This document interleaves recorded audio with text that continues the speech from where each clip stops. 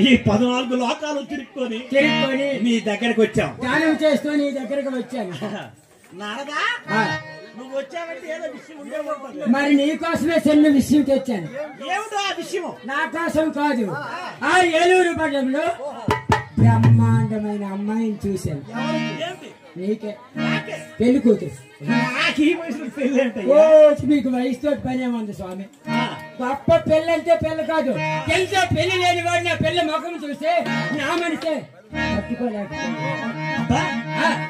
అంత అందంగా ఉంటదా? ఈమె సరిపోయిన జోడి, ఆమెకు సరిపోయిన నీకు తగినటువంటి భార్య ఆమె, ఆమెకి తగినటువంటి భర్తలు నువ్వు. నువ్వే. మీ ఇద్దరు ఈడ జోడు చాలా బాగుంది.